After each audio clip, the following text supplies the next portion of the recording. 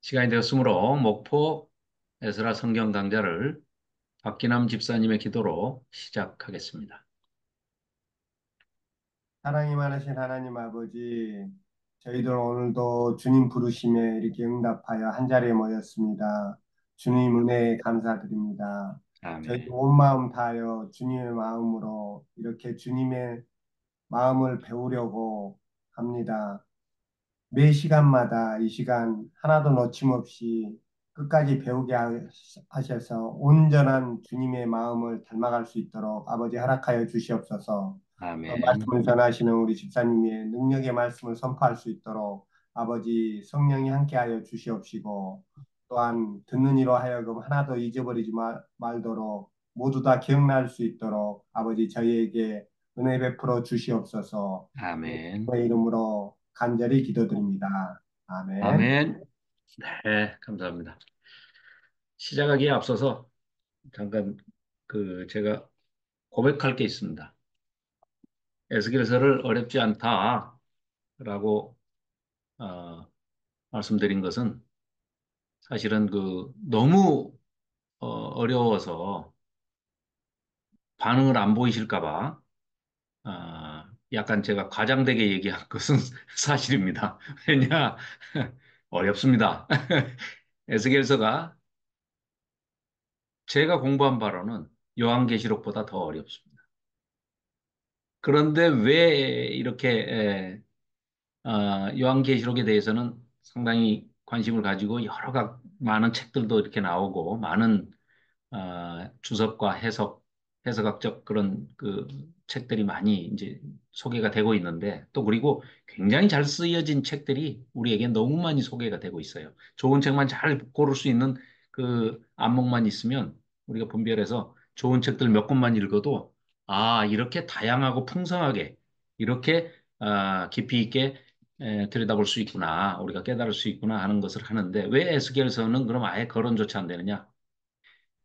요한계시록은 그래도 관심을 갖고 들여다보면 눈에 보일 만큼 그래도 65권 나머지 계시록을 제외한 65권을 다 공부를 좀 성실히 하면 보이게 돼 있어요. 근데 에스겔서는 관계없이 어렵습니다. 그런데 여러분들이 너무 겁먹지 말고 관심을 가지십사 하는 그런 뜻에서 감히 제가 쉽게 설명해 드릴 테니까 서은생 치고 따라와 주십시오 했는데 그래도 어찌됐건 어려운 대목 다 지나갔습니다. 여기까지 왔어요. 그래서 이제 다음 주에 총정리를 할 건데요. 다음 주에 총정리를 하면 정말 이제 조금 선명하게 정리가 되실 거예요. 몇 가지로 이렇게 이제 뭐 덩어리로 얘기하면은 한 세 덩어리로 딱 나눠가지고 또 세분화하면은 한 다섯 덩어리로 나눠가지고 같이 나누면, 이게 이런 책이구나. 그 내용 때문에 소개가 안 되고, 많은 분들이 좀 껄끄럽게 생각을 하고, 그래서 제껴놓은 책이 돼버려가지고, 이게, 했는데, 최근에 저는 이제 이 에스겔서를 여러분들과 함께 이제 나누면서, 한국에도 이렇게 훌륭한 학자들이 많이 계시구나 하는 걸 알았어요. 그래서 뭐 메모하시려면, 김창대 교수님이, 어, 유튜브에 김창대 교수님 쳐도 나올 겁니다. 그 구약, 특히 예언서에 아주 대가라고 꼽히시는데, 에, 예레미야서, 이사야서, 에스겔서 주석에 대해서는, 어, 아주 저는 그 김창대 교수님 책을 달게 봤고, 그 동영상 보셔도 상당히 많이 도움이 되실 겁니다. 그리고 김창대 교수님의 그 강의하고 책을 제가 PPT 약 20장 정도로 압축을 해가지고 PPT를 다 만들었습니다. 그러니까 이제 우리가 다음 주에 그 한 20장 정도의 그 김창대 교수님의 책과 강의를 기본으로 해서 제가 만든 걸로 여러분들께 이제 소개를 해드리려고 합니다.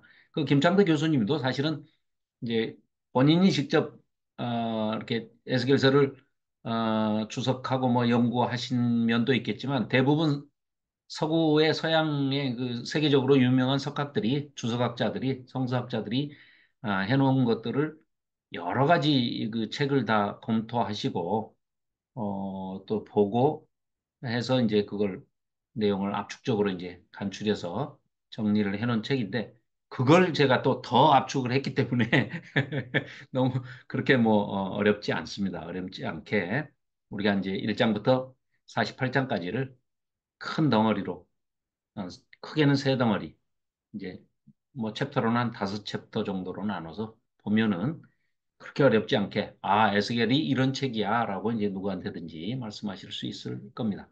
그리고 자, 오늘부터 그래서 아, 공유 좀 하겠습니다. 지난번에 우리 32장 그 봤었잖아요. 그죠? 예. 32장을 보다가 이제 스톱을 했는데 32장에서 우리가 좀 눈여겨봐야 할 게 있다고 그랬었죠. 이게 무슨 얘기였냐?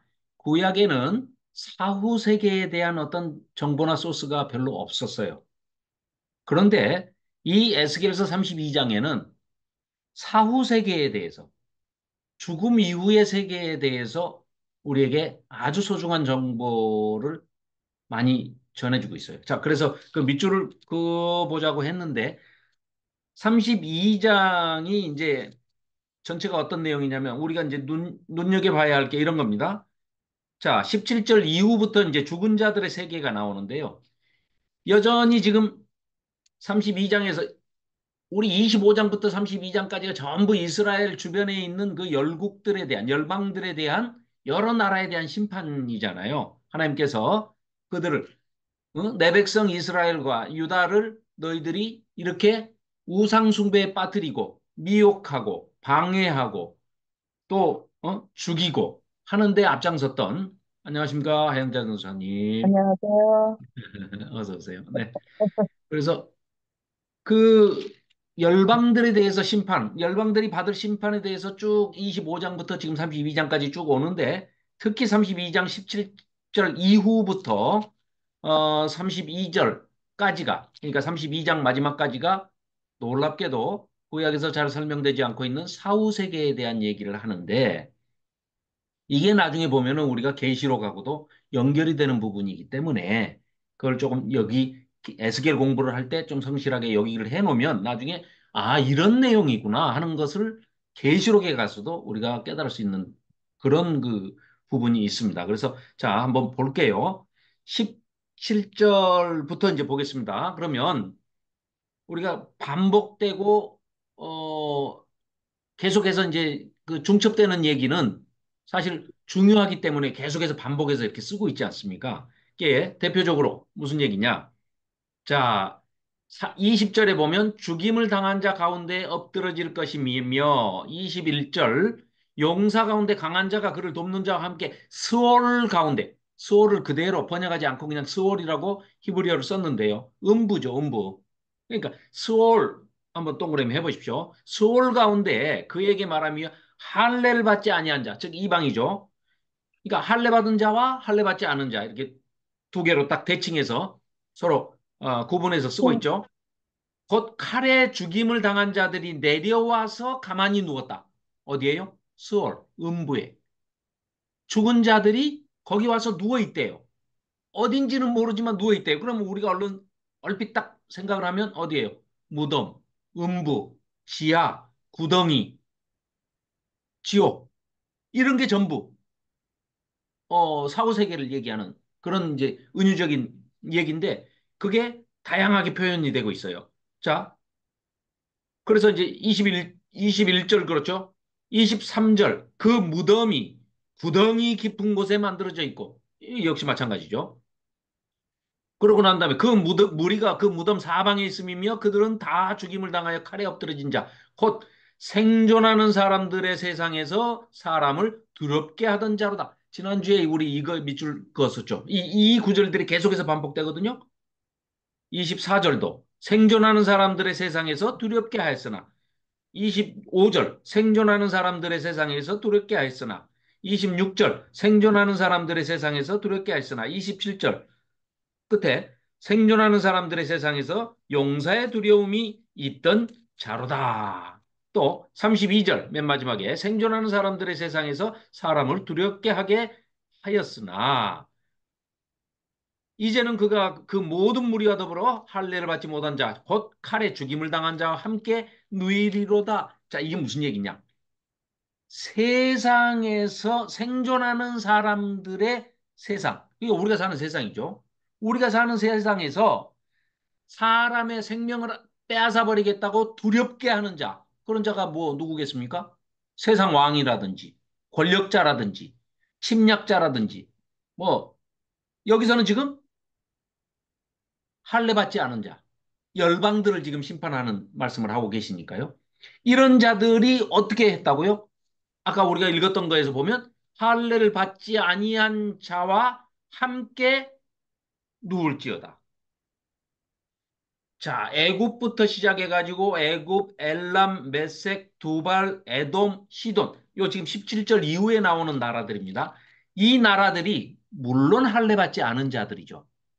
할례 받은 자, 할례 받지 않은 자. 그 말은 뭐예요? 하나님의 언약 백성이냐? 언약 백성이 아니냐? 이 얘기인데 언약 백성이 아닌 이 무할례자들, 할례 받지 않은 자들이 이 세상에서는 하나님의 언약 백성들의 생명을 뺏어버리겠다고 죽이겠다고 큰 소리치고 협박을 하지만 그 애들이 죽으니까 어디로 가 있다고요? 음부, 스월, 구덩이, 뭐 지하 요런 데에 가서 무덤 여기에 들어가서 다 앉아 있는데 그게요. 사람만 그런 게 아니라 나라도 거기 들어가서 앉아 있다는 거예요. 나라도. 애굽이란 나라도 거기 들어가 있고 아수르란 나라도 거기 들어가 보십시오. 22절에 볼까요? 거기에 아수르와 그러니까 아수르 나라의 백성들 이게 아니고 아수르가 통째로 그리고 플러스 그 온 무리들 백성들 그러니까 아수르라는 나라 플러스 백성이 통째로 거기 들어가서 다 죽임을 당하여 칼에 엎드려져 가지고 그 무덤이 사방에 있는데 그 무덤이 구덩이 같은 수올 같은 깊은 곳에 들어가 있고 지옥에 들어가 있다는 거죠. 음부에 떨어져 있다는 거예요.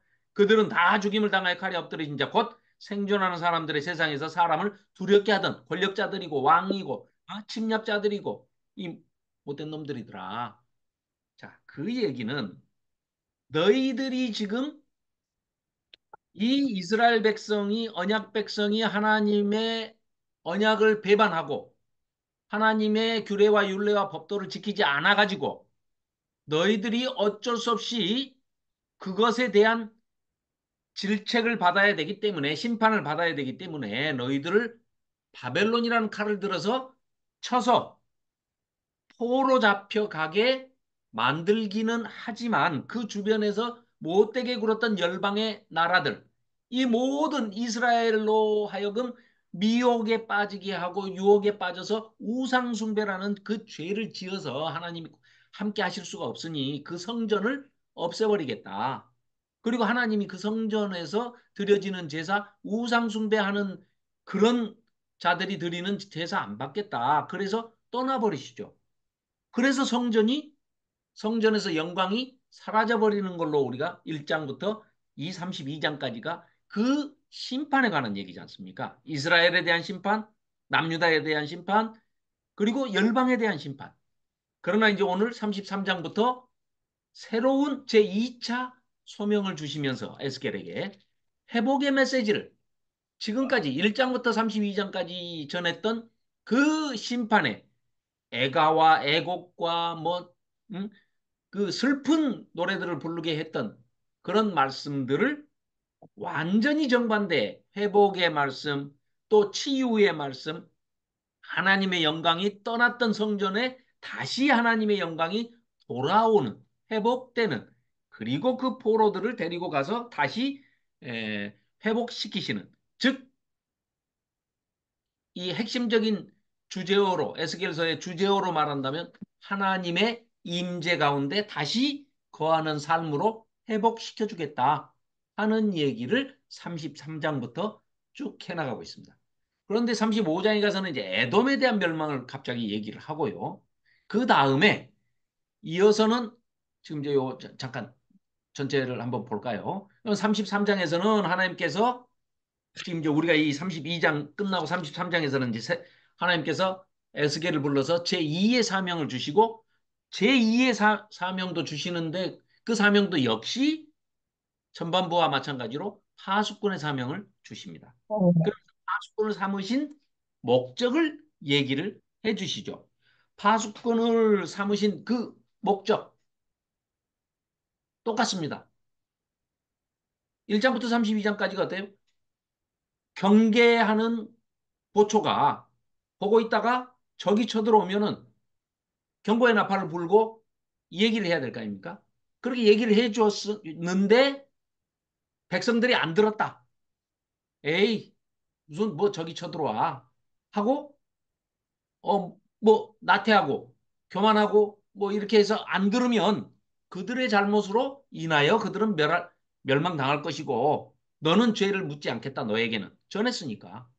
그런데 네가 만일에 전하지 않아서 그런 일이 발생이 되면 그들은 그들의 죄로 인해서 네가 안전해가지고 죽는 게 아니고 그들은 자기들의 죄의 값으로 죽는 것이고 너는 전해야 할 파수꾼의 사명을 네가 감당을 안 했기 때문에 너는 그로 인해서 책임을 내가 물을 거야. 그러니까 너는 어, 반드시 전해라. 이제 이런 내용입니다. 역으로 33장부터 48장까지도 회복의 말씀도 그렇게 해서 똑같은 이치와 목적으로 네가 전해라. 이런 얘기입니다. 그래서 33장도 이제 그런 얘기가 되고요. 34장에 가서는 참된 목자하고 거짓 싹군 목자를 비교해서 얘기를 합니다. 그러면서 그 목자라는 단어, 라아에서 나온 그 단어죠. 로에라고도 하는 목자. 말 그대로 양을 치는 목자는 먹이는 사람, 친구가 되는 사람, 사랑하는 사람, 이런 사람이라는 거예요. 그런데 싹군 목자는 그렇지 못하다. 그래서 너희들 이스라엘을 전체를 먹일 이스라엘의 목자가 메시아로서 예수 그리스도를 이제 예표하시죠. 그 목자가 오실 것이다.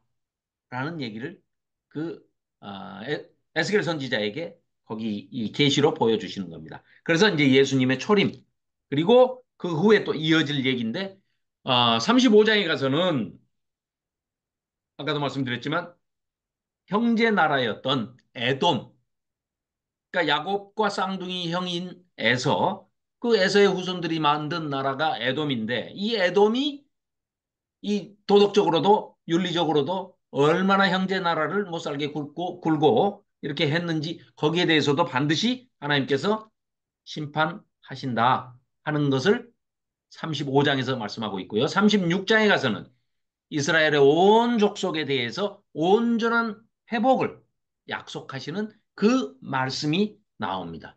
그래서 어떻게 보면 하나님께서 여호와 하나님께서 이스라엘 백성을 상대로 해서 뭐라고 말씀하십니까?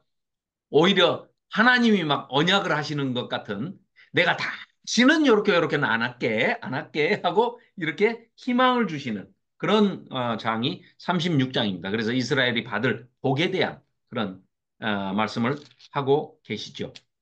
그리고 이제 새 마음과 새 영을 너희들에게 주겠다. 이따 살펴보겠습니다. 그리고 37장에 가서는 이제 그 유명한 마른 뼈 환상. 그렇죠? 마른 뼈 환상에 대해서 어, 이제 이건 뭐 이따가 37장 할 때 다루도록 하겠습니다. 그렇게 해서 오늘은 이제 이스라엘 회복에 대해서 신구약 중간사에도 이제 연결되는 이런 내용들을 한번 살펴보겠습니다. 자, 다시 32장에서 마지막으로 이제 하나 더 살펴보고 그리고 가겠습니다. 32장 아까 우리가 살펴본 데에서 마태복음 10장 28절 한번 찾아주십시오. 마태복음 신약으로 갑니다. 자, 신약으로 가서 마태복음 10장,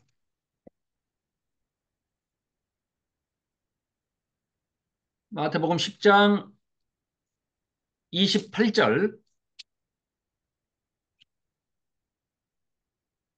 자, 네, 조희정 집사님 한번 예, 읽어주시면 고맙겠습니다. 몸은 죽여도 영혼은 능히 죽이지 못하는 자들을 두려워하지 말고 오직 몸과 영혼을 능히 지옥에 멸할 수 있는 이를 두려워하라. 네, 거기 그대로 이렇게 손 넣어 두시고 우리 읽었던 32장에 보면은 지금 생존하는 사람들의 세상에서 사람을 두렵게 하던 자들, 그 자들을 예수님은 오셔가지고 똑같은 자들을 지칭하시면서 방금 마태복음 10장 28절에 뭐라고 그러십니까?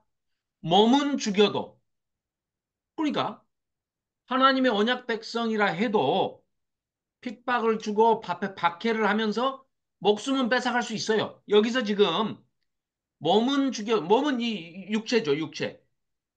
육체는 혼이, 그러니까 숨이 끊어지면 이 육체는 죽는 거죠. 그렇죠? 여기는 지금 영혼이라고 돼 있죠? 엄밀하게 얘기하면 혼에다가 동그라미 치십시오. 이거는 혼입니다, 혼.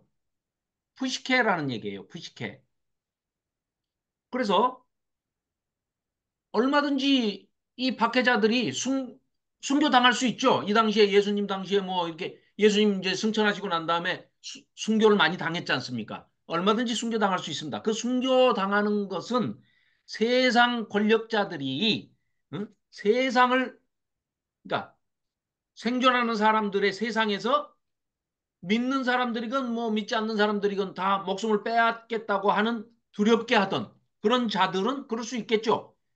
손은 능히 죽이지 못한 자, 몸은 죽여요. 숨은 끊어요. 생명은 앗아가요. 그들이. 그렇지만 하나님이 주신 영혼 빼앗지를 못하죠. 그래 이 말은 결론이 뭡니까? 죽음을 두려워하지 마라. 예수님 오셔서 그런 말씀입니다. 무엇을 두려워해라? 차라리 이 몸을 죽이는 자들을 두려워하지 말고 그것들은 뭐를 해도 영혼을 뺏어갈 수는 없어. 숨은 끊어갈 수 있죠. 혼은 음, 뺏어갈 수도 있어도 숨통을 끊을 수는 있어도 음, 영혼을 능히 죽이지 못해. 음, 오히려 너희들은 오직 몸과 영혼을 능히 지옥에 멸하실 수 있는 하나님, 심판주 하나님을 두려워해라 하는 이런 말씀을 하고 계시죠. 이 똑같은 내용입니다. 이게 에스겔서 그러니까 에스겔이 이미 예수님 오시기 전에 한 500년 전에 이 에스겔서에서 지금 이런 표현들을 하나님으로부터 받은 계시를 이렇게 정리를 해놨는데 이런 구절들을 예수님께서 인용하시는 겁니다. 지금. 그래서 말씀 선포하고 계시는 거죠. 그런데요, 재밌는 게 사두개인들은요, 이 부활이라든가 영생이라든가 이런 걸 믿지 않았습니다. 사두개인들은 제사장 가문이고 자기들이 이제 쭉 솔로몬 이후에 뭐 계속 제사장을 맡아왔잖아요. 권력자들이고 나중에 이제 이 사두개인들이 물론 이 이후에 예수님 오시기 전에 신구약 중간사에서 이제 생겨나는 유대 종파 중에 하나인데요. 우리가 흔히 신약에 딱 들어가면 갑자기 못 보던 인물들이 그룹들이 나오잖아요. 사두개인, 바리새인, 서기관, 에세네파, 뭐 하시딤, 뭐 이런 종파들이 막 나오거든요. 이게 지금 이 사두개인은 사내들인 공의회에 아주 딱 권력에 빌붙은 그런 자들입니다. 쉽게 얘기하면 친일파들. 로마가 들어와가지고 압제를 하고 있을 때 그 밑에서 빌붙어가지고 제사장직을 돈 주고 사고 팔고 매간매직하고 권력을 누리던 그런 자들입니다. 그런 자들이 사두개인인데 이들은 자기들 직업 특성상 제사장이기도 하니까 아니 죽었는데 자꾸 부활하면 어떡합니까? 그럼 자기들 할 일이 없어지잖아요. 그러니까 부활 그런 거 없어. 영생 그런 거 없어. 죽으면 끝이야. 영생 그런 거 없어. 영생이란 건 뭐냐면 내 자손이 또 자손을 낳고 또 내 아들이 손자를 낳고 손자가 뭐 증손자를 낳고 증손자가 고손자를 낳고 이렇게 이어지는 게 이게 영생이지. 야 사람이 어떻게 부활하고 어떻게 해서 그 혼이 부활해가지고 영원히 하나님과 함께 있는다냐 그런 거 없어. 이렇게 주장하는 자들입니다. 사두개인이 그런 자들이에요. 그래서 이 자들은 그걸 믿지 않는데 자, 지금 이게 그래서 이제 우리가 이 세상 사후 세계가 있다는 것을 사실은 구약 이 에스겔서 우리가 지금 살펴보고 있는 32장에서도 얘기를 하고 있는데 이것을 제사장들이 이걸 믿지를 않았다니까요. 그래서 이제 그건 나중에 우리가 신약 넘어갈 때 그때도 이런 토대로 이제 왜 그들이 이렇게 됐는지 또 믿지 않았는지 살펴보도록 하겠습니다. 자, 33장으로 넘어가겠습니다. 자, 33장 두 번째 소명받는 장면입니다. 자, 여호와의 말씀이 내게 임하여 이르시되 인자야 너는 네 민족에게 말하여 이르되 가령 내가 칼을 한 땅에 임하게 한다 하자. 그 땅 백성이 자기들 가운데 하나의 택하여 파수꾼을 삼은 그 사람이 아까 이제 파수꾼의 사명을 지금 설명하고 있는 겁니다. 나팔을 불어서 백성에게 경고를 하되 그렇죠? 4절 나팔 소리 듣고도 정신 차리지 않으면 그 칼에 제거함을 당한 죽어버린 사람들은 그 피가 자기 머리로 돌아갈 거야. 그리고 경고를 받았던 자들 5절입니다. 자기 생명을 보존하였을 것이나 나팔 소리를 듣고도 경고를 받지 아니하였으니 그 피가 자기에게로 돌아갈 것이다. 그러나 칼이 임함을 파수꾼이 보고도 파수꾼이 만일에 적이 왔는데도 나팔을 불지 아니하여 백성에게 경고하지 아니하면 그 파수꾼의 잘못이지. 그러니까 그는 그런데 파수꾼이 경고를 안 해줘서 죽었어도 그 자들도 어차피 죽임당할 자들이야. 왜? 하나님께서 들어 그들을 멸하시기 위해서 바벨론이라는 칼을 들어서 바벨론 군사를 보내신 거니까 마찬가지라는 거죠. 그래서 어, 그는 자기 죄악으로 말미암아 제거되려니와 그 죄는 내가 파수꾼의 손에서 찾을 거야.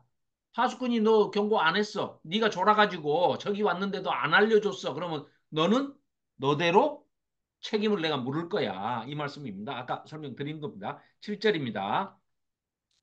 자, 인자야, 내가 너를 이스라엘 족속의 파수꾼으로 삼음이 이와 같으니라. 그런즉 너는 내 입의 말을 듣고 나를 대신해서 그들에게 백성들에게 경고를 해라. 그런데 그 내용이 우리가 1차 소명 받았던 에스겔서 그 3장 앞에 보면 3장 17절인가요? 거기에서 소명 받을 때하고는 정반대의 내용을 선포하라는 겁니다. 자, 그래서 이제부터 어떤 내용을 선포를 하느냐? 자, 13절, 12절부터 보겠습니다. 33장 12절. 인자야, 너는 내 민족에게 이르기를 의인이 범죄하는 날에는 그 공의가 구원하지 못할 것이요. 악인이 돌이켜 그 악에서 떠나는 날에는 그 악이 그를 엎드러뜨리지 못할 것인즉 의인이 범죄하는 날에는 그 의로 말미암아 살지 못하리라. 이게 무슨 얘기냐? 의인이라고 칭함을 받았다고 그래서 좋다고 해가지고 아이고 나는 구원 받았어 이제 하고 제멋대로 해버리는 사람은 구원 취소. 하나님 취소하신다는 겁니다. 자, 10, 13절을 보시면 더 선명해집니다. 가령 내가 의인에게 말하기를 아이고 넌 지금 하나님 보시기에 의인이야. 그러니까 너는 살게 될 거야. 라고 했다 하자. 그랬는데 그 의인이라고 칭함을 받았던 자가 그 공의를 스스로 믿고 죄를 마음 놓고 지어요. 죄악을 행하면 그 모든 의로운 행위가 이때까지 했던 거 하나도 기억되지 않고 하나님께서 잊어버리신다는 거예요. 그리고 지금 네가 짓고 있는 그가 지은 그 죄악으로 말미암아 곧 그 죄 때문에 죄 안에서 너 죽을 거야. 그러니까 구원파들이 말하는 그 구원이라는 게 얼마나 위험하다는 것을 에스겔 33장 13조를 안 읽은 사람들이에요. 그 음. 사람들은 한 번 구원받았으니까 나는 절대 지옥 안 가. 누구 맘대로. 하나님 그렇게 안 하신다는데요. 14절. 가령, 그것도 별표, 13절, 14절 별표 해내 주십시오. 구원파 보여주게요.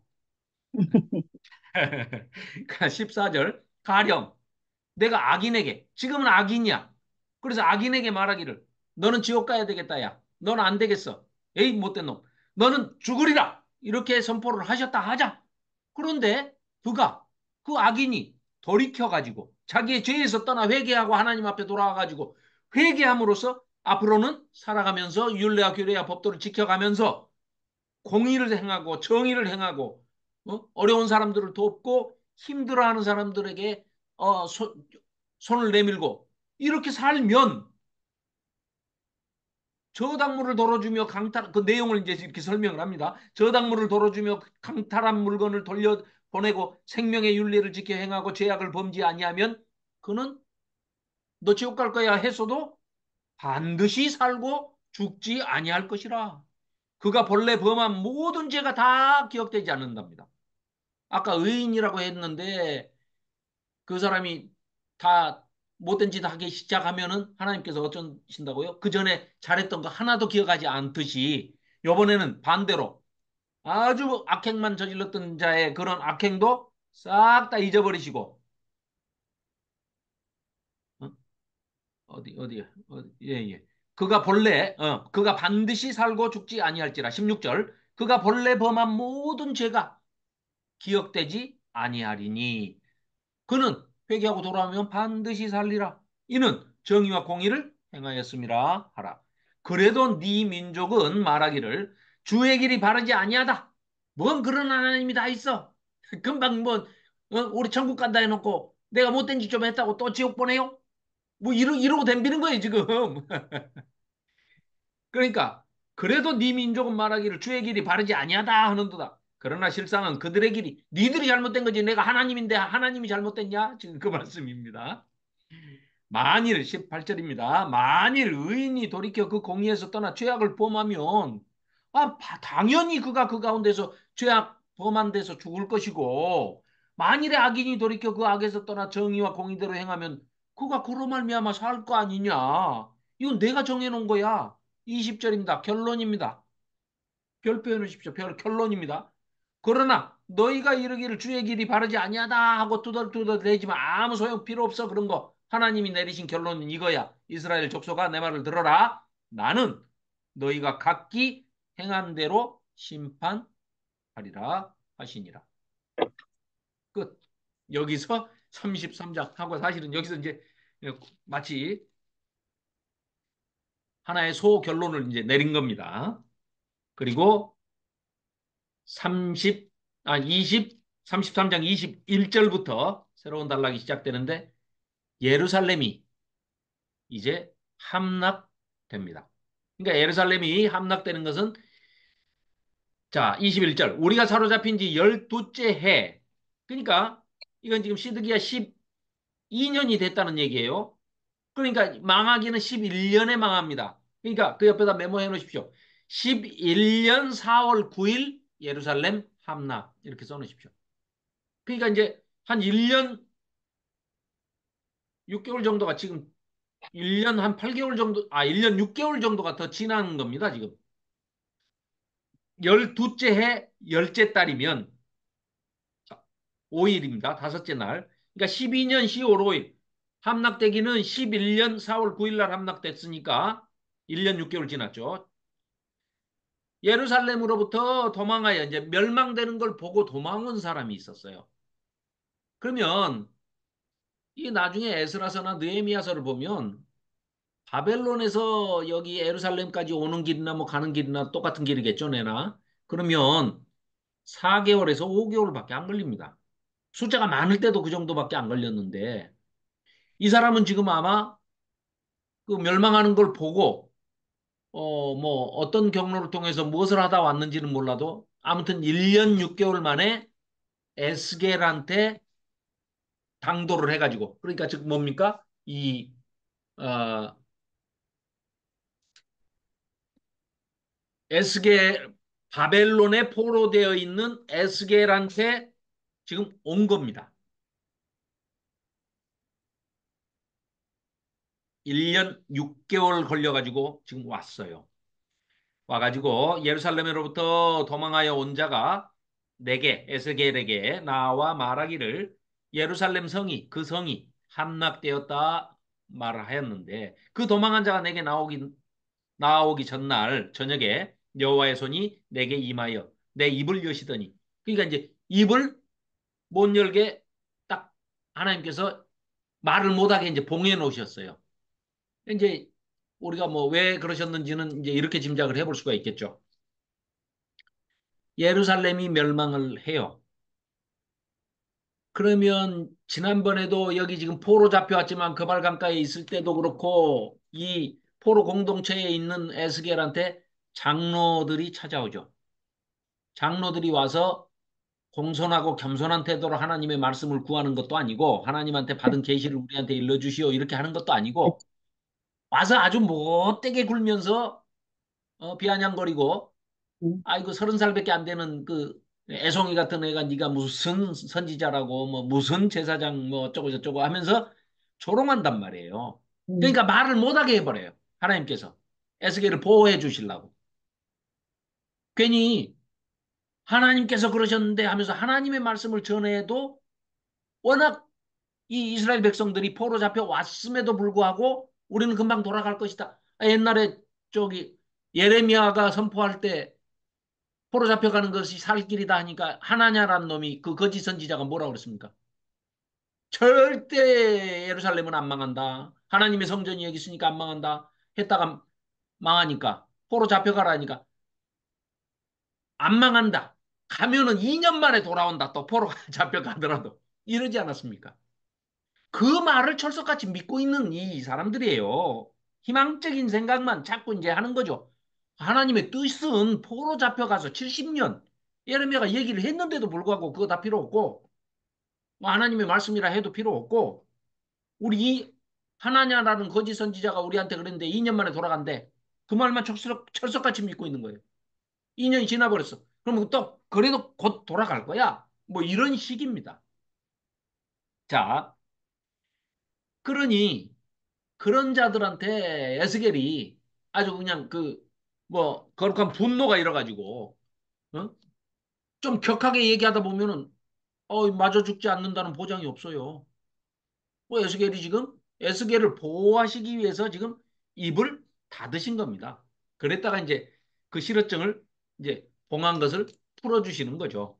그래서 자 입이 닫혔다가 이제 열립니다. 내 입을 여시더니 22절입니다.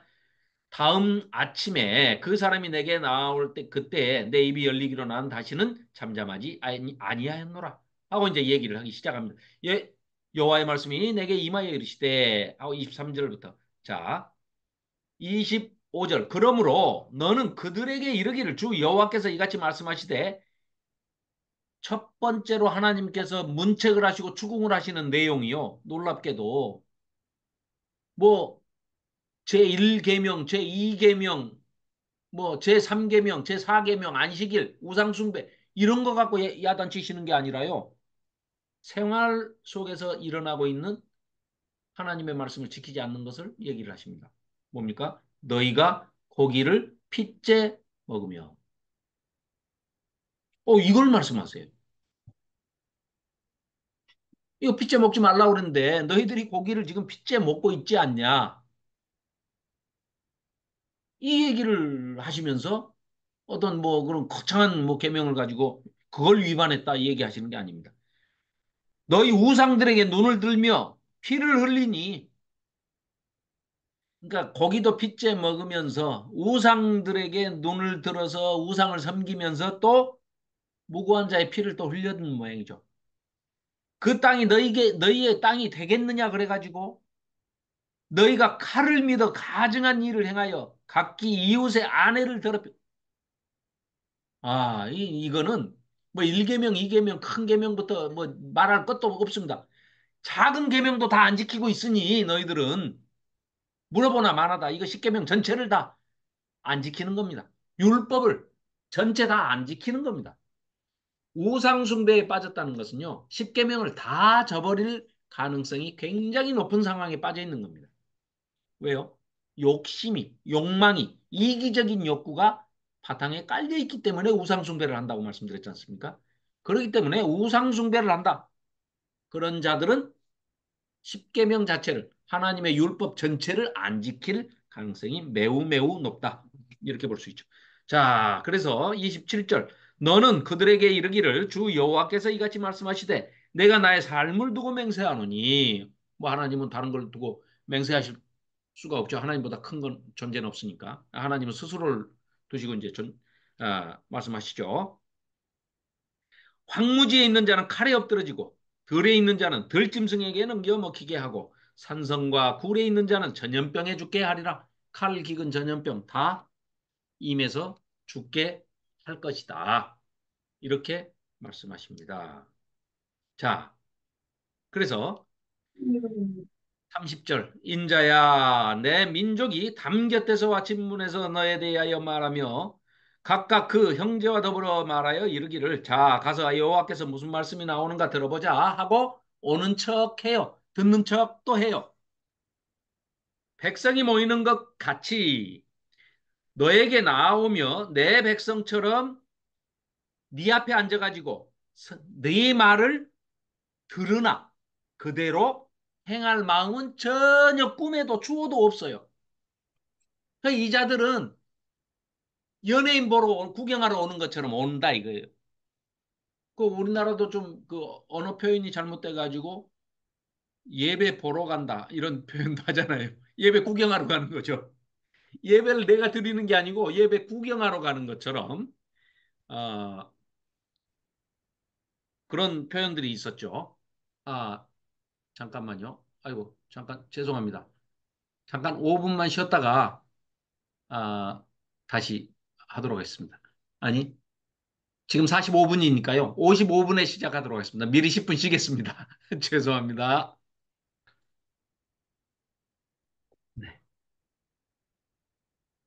급작스럽게 쉬는 시간을 가져서 죄송합니다. 자, 그래서 33장에 이제 이렇게 소명을 받는 장면입니다. 그리고 이제 이 하반절에 30절 이하에 보면 선지자가 무슨 하나님의 말씀을 대언하고 선포하니까 모여들기는 모여듭니다. 그런데 마치 32절 보십시오. 그들은 네가 고운 음성으로 사랑의 노래를 하며 음악을 잘하는 자 같이 여겼나니 연예인처럼 여겼다는 거예요. 그래서 네 말을 듣기만 듣고 즐기기만 하지 그다음에 행하지는 않는다는 겁니다. 부담스러우니까. 예, 그러니까 그냥 넌 떠들어라. 그냥 난 내가 알아서 할게. 그러니까 이제 이런 듣는다고 다 이런 듣는 게 아니에요. 네, 네. 그렇습니다. 그러니까 뭐 와서 앉아 있고 뭐 예배 시간에 참석은 해 있지만 마음은 딴 데가 있는 거죠. 예. 네네네. 그런 겁니다. 그 33절 그 말이 응하리니 응할 때에는 그들이 한 선지자가 자기 가운데 있었음을 알리라.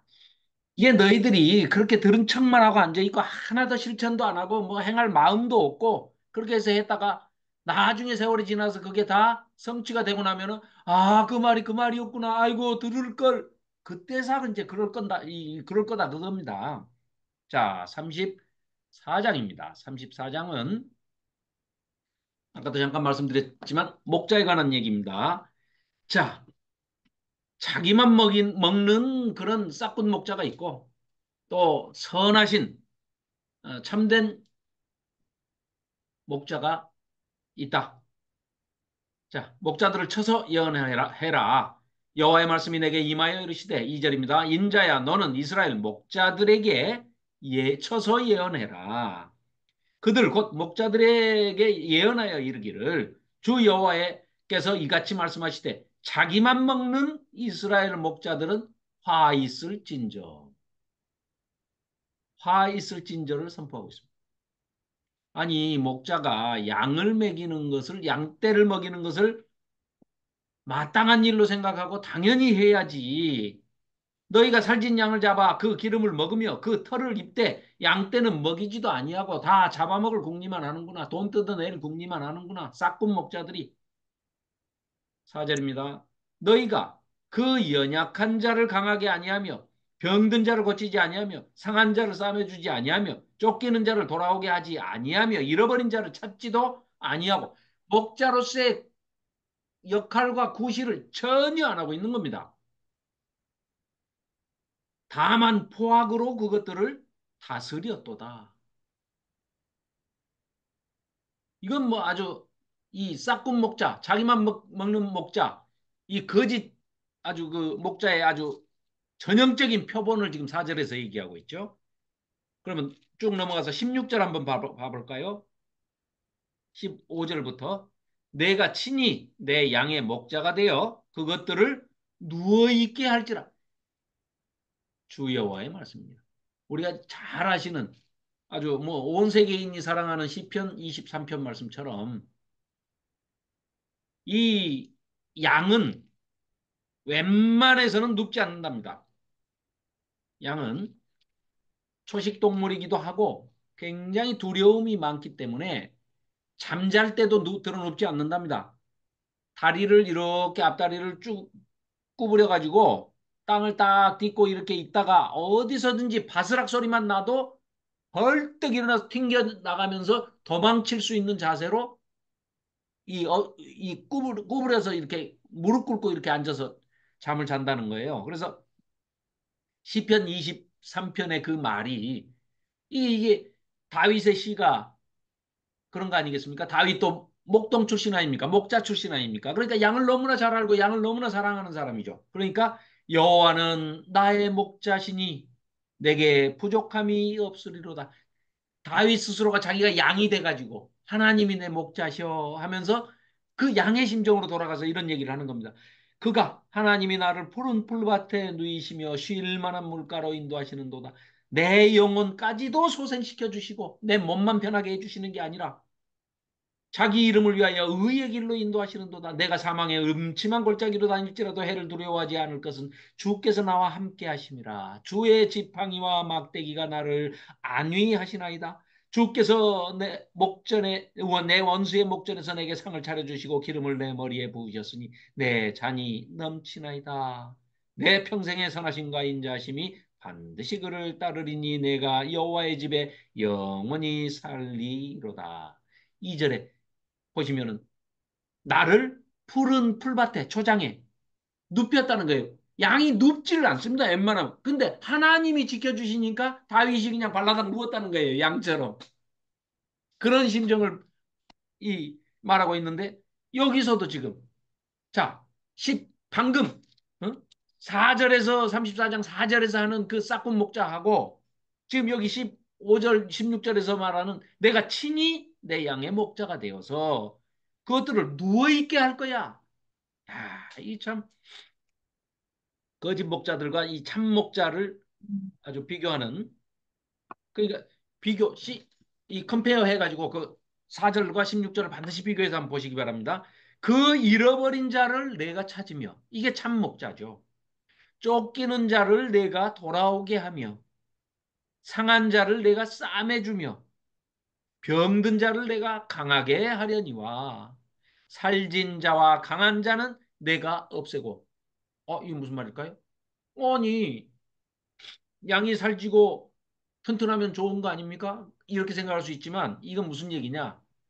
양들끼리 있으면서도 자꾸 옆에 놈을 밀어내고 못 먹게 머리로 들이받고 지 혼자 막 많이 먹는 놈이 있다 이거죠. 그래가지고 그 놈은 지가 혼자 살죠. 있죠. 그런 양 말고 그런 사람도 있죠. 예, 아이가 있을 거예요.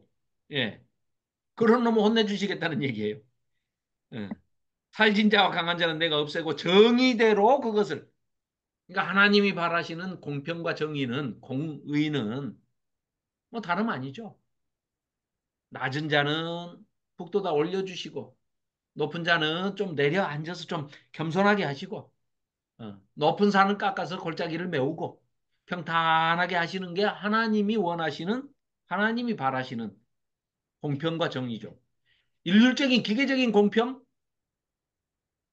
1조 갖고 있는 사람한테도 100만 원 빚만 잔뜩 있는 사람한테도 100만 원 이건 공평이 아니죠. 그렇죠. 네. 그 기계적인 공평은 공평이 아닙니다. 자, 그런 얘기니까 4절과 16절을 이제 눈여겨서 한번 보시고요. 자, 5절 다시 돌아옵니다. 목자가 없으므로 그것들이 흩어지고 흩어져서 이 목자를 이렇게 못된 목자를 만나면 양들이 피곤해지는 거죠. 모든 들짐승의 밥이 돼 버렸어요. 생존의 위협을 느끼는 겁니다. 지도자 하나 잘못 만나면. 지금 우리나라가 이제 그런 네. 입장인데 그 지도자가 나와가지고 뭐 기자회견이랍시고 하면서 자화자찬 딴 세계에 사는 것 같아요. 그 사람은. 예, 우리가 딴 세계에 살든지 아무튼 그 사람이 딴 세계에 살든지 둘 중에 하나는 딴 세계에 사는 건 확실해요. 예, 10%대로 떨어졌다고 그러는데 지지율이. 그것도 그 사람은 안 믿을 거예요. 예. 예, 예. 그건 말도 안 되는 소리다. 그 야당이 하는 소리다. 이럴 거예요. 아마. 예, 지금 응급실도 잘 돌아가고 있답니다. 멸망하는 짐승 같아요, 그 사람은. 예, 이게 지금 이게 34장 이 거짓 목자를 얘기할 때 예를 안 들 수가 없네요. 그냥 넘어가겠습니다. 진도에 지장이 있으니까. 예. 자, 아이고, 내 양떼가 6절입니다. 내 양떼가 모든 산과 모든 높은 맷뿌리마다 유리되었고 흩어졌다는 거죠. 떠돌이가 됐다는 거죠. 내 양떼가 온 지면에 흩어졌을 때 찾고 찾는 자가 없었도다. 그러므로 목자들아 여호와의 말씀을 들을지어다. 8절 주 여호와의 말씀에 내가 나의 삶을 두고 맹세하노라. 내 양떼가 노략거리가 되고 모든 들짐승의 밥이 된 것은 목자가 없기 때문이라. 목자가 있긴 있죠. 거짓 목자, 싹군 목자들만 있지 참된 목자가 없기 때문이라. 이런 말씀이겠죠. 내 목자들이 내 양을 찾지 아니하고 자기만 먹이고 내 양떼를 먹이지 아니하였도다. 그러므로 너희 목자들아 여호와의 말씀을 들을지어다. 주 여호와께서 이같이 말씀하시되 내가 목자들을 대적하여 내 양떼들을 그들의 손에서 찾으리니 목자들이 양을 먹이지 못할 뿐 아니라 그들이 다시는 자기도 먹이지 못할지라. 내가 내 양을 그들의 입에서 건져내어서 다시는 그 먹이가 되지 아니하게 하리라. 주 여호와께서 이같이 말씀하셨느니라. 나 곧 내가 내 양을 찾고 찾되 목자가 양 가운데 있는 날에 양이 흩어졌으면 그 때를 찾는 것 같이 내가 내 양을 찾아서 흐리고 캄캄한 날에 그 흩어진 모든 것에서 그것들을 건져낼지라. 내가 그것들을 만민 가운데서 끌어내며 여러 백성 가운데서 모아 그 본토로 데리고 가서 이스라엘 산 위에와 시냇가에와 그 땅 모든 거주지에서 먹이되 좋은 꼴로 먹이고 그 우리를 이스라엘 높은 산에 두리니 그것들이 그곳에 있는 좋은 우리에 누워 있으며 이스라엘 산에서 살찐 꼴을 먹으리라. 그리고 15절 16절 아까 읽었던 내용입니다. 여기 이스라엘 높은 산이라는 표현이 에스겔에서 이 이후로 회복의 말씀을 하시면서 여러 차례 나옵니다. 그리고 이 놀랍게도 이 내용이요. 요한계시록 21장 10절인가 가서도 똑같은 내용을 표현하고 있습니다. 그러니까 요한 사도도 이 에스겔 선지자의 에스겔서를 아주 그냥 뭐 외우다시피 이걸 다 내용을 알고 있었다는 걸로 우리가 추측을 해볼 수가 있죠. 그래서 이 에스겔 선지자가 지금 여기서 이제 물론 이렇게까지 우리가 깊이 있게 할 필요는 없지만 참고로 얘기하자면 4절과 16절을 놓고 구조를 분석했어요. 신학자들이. 그렇게 해서 동시몬 구조로 이렇게 딱 해보니까 아하 4절과 16절이 정반대로 이렇게 대조적으로 돼 있기 때문에 그렇게 4절과 16절을 배치해 놓고 쭉 이 동시몬 구조로 따져보니까 대칭 구조를 이루고 있다 하는 것은 이제 학자들이 발견했는데 그것까지 하다 보면 우리가 너무 시간도 많이 가고 또 그렇게까지는 뭐 안 해도 대충 이런 내용이구나 하는 것만 이제 살펴보시면 좋을 것 같습니다. 자, 그래서 자, 20절입니다. 그러므로 주 여호와께서 그들에게 이같이 말씀하시되 나 곧 내가 살찐 양과 파리한 양 사이에서 심판할 거야. 어떤 놈이 이기적인 욕심을 가지고 남을 해코지하고 못되게 굴고 혼자 독식하려고 막 그런 짓을 했는지 안 했는지 심판할 거야. 너희가 옆구리와 어깨로 밀어뜨리며 모든 병든 자를 뿔로 받아 무리를 밖으로 흩어지게 힘 좀 있다고. 지가 막 힘없는 다른 동료들을 그렇게 했다는 거예요. 그러므로 내가 내 양떼를 구원하여 그들로 다시는 노략거리가 되지 아니하게 하고 양과 양 사이에서도 심판할 거야. 자, 23절입니다. 별표해 놓으십시오. 내가 한 목자를 그들 위에 세워 먹이게 하리니. 한 목자를 하나님께서 세우신답니다. 음, 우리는 뭐 다 그 목자가 누군지 알죠. 음, 역사에서 이미 역사적인 예수님이 등장을 하셨기 때문에.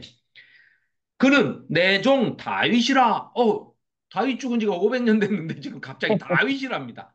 무슨 말이겠어요? 다윗의 후손으로 오실 메시아 예수 그리스도. 은유법으로 쓰고 계시는 거죠. 음. 다윗이라고. 네. 내 종 다윗이라. 그 메시아가 다윗의 후손으로 예수 그리스도가 오시면은 그들을 먹이고 그들의 목자가 참 목자가 될 것이라. 메시아이신 예수님의 출현에 대한 예언이죠. 그렇죠? 24절 나 여호와는 그들의 하나님이 되고 내 종 다윗은 그들 중에 왕이 되리라. 나 여호와의 말이니라.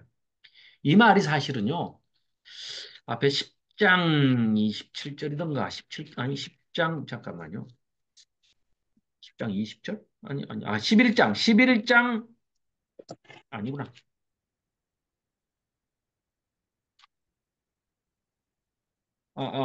죄송합니다. 이따가 다시 말씀드리겠습니다. 자, 그래서 이 내용 자체가 나 여호와는 이스라엘 백성의 하나님이 되고 내 종 다윗은 예수 그리스도는 그들 중에 유대인의 왕으로 오시지만 사실은 모든 민족의 믿는 자들의 왕이시죠. 왕 같은 제사장으로 우리를 삼아주시는 분 예수 그리스도 참목자이신. 자, 25절입니다. 내가 또 그들과 화평의 언약을 맺고 악한 짐승을 그 땅에서 그치게 하리니 그들의 빈들에 평안히 거하며 숯불 가운데서 잘지라. 평온, 평화, 샬롬의 베리트, 베리트 샬롬, 평화의 언약이죠. 내가 그들에게 또 복을 내리고 내 산 사방에 복을 내리며 때를 따라 소낙비를 내리되 복된 소낙비를 내리리라. 장마들면 피해봤다고 그러죠. 그런데 여기 성경에는 뭐라고 그럽니까? 소낙비를 복된 소낙비라고 표현하고 있습니다. 자, 그래서 참 목자가 다윗의 후손으로 다윗의 동네에 태어나서 다윗의 이름으로 오신다 하는 얘기를 하시면서 복된 소낙비 여기 딱 한 번 나옵니다. 복된 소낙비를 내리리라. 그리한즉 밭에 나무가 열매를 맺으며 땅이 그 소산을 내리니 그들이 그 땅에서 평안할지라. 내가 그들의 멍에의 나무를 꺾고 그들을 종으로 삼은 자의 손에서 그들을 다 건져낸 후에 내가 여호와인 줄을 그들이 알겠고. 또 여기도 지금 세 번 나오죠. 30절 그들이 내가 여호와 그들의 하나님이며 그들과 함께 있는 줄을 알고 그들 곧 이스라엘 족속이 내 백성인 줄 알리라. 이거 지금 이방 열방들 심판하시면서 내가 여호와인 줄 알리라 그러면 우리는 그건 얼른 이해가 가잖아요. 그런데 자기 백성한테도 내가 여호와인 줄 알리라. 그 말은 뭐예요? 사실은 이스라엘 백성조차도 여호와 하나님 끔찍이 자기들이 위하고 생각하고 섬긴다고 말은 하지만 참으로 마음으로 자원해서 기쁨으로 섬기고 있지 않다는 것을. 그러니까 여기서 너희들이 알게 될 거야. 내가 진짜 여호와인 줄 알 거야라고 하는 것은 하나님의 어떻게 보면은 그 서러움도 거기 들어 있고요.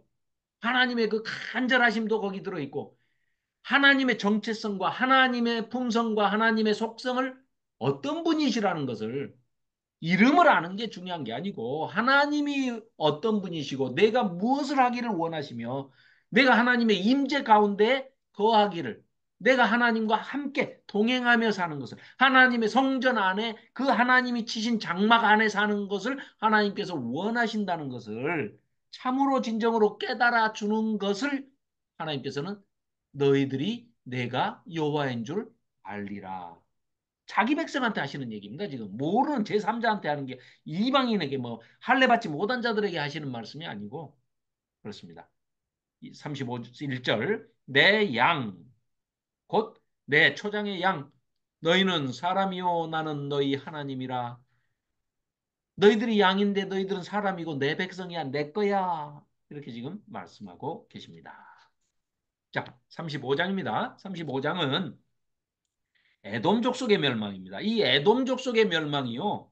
지난번에도 우리가 잠깐 다뤘지만 이사야서 34장, 예레미야 49장, 에스겔서 여기 지금 35장, 그 다음에 한 권 별도 오바댜서, 뭐 한 권이라고 해봤자 뭐 오바댜서, 그렇죠? 이게 지금 네 군데에 지금 아, 에돔의 멸망에 대해서 다루고 있습니다. 그러니까 이게 지금 그냥 간단하게 뭐 이렇게 다루는 어, 내용이 아니죠. 오바댜서도 뭐 1장 21절까지 있으니까 뭐 이것도 그냥 뭐 장수로 하면 한 장 정도 되는데 어찌됐건 이사야 34장, 예레미야 49장, 에스겔 35장, 오바댜서 이렇게 네 군데에 에돔의 멸망에 대해서 말씀하고 있습니다. 자, 한번 살펴볼까요? 5절. 네가 옛날부터 한을 품고, 어이구, 에돔이 왜 한을 품었을까요? 에돔이 한을 품었다 하면은 우리는 얼른 생각해 보기를 이렇게 생각할 수 있겠죠. 아, 야곱이 에서를 속여가지고, 그죠? 에서를 속여가지고 장자권을 훔쳐갔잖아요. 훔쳐가. 밧줄 안 음, 걸어주고. 음, 그래서 어떤 일들을 당할 때마다 이들은 아마 한을 품었을지 모르겠어요. 그렇죠. 한민족, 우리 대한민국 사람 보고 한민족이라고 그러죠. 그 한은 그 이 한이 아닙니다만은 발음이 똑같아요. 한이 많은 한민족인가?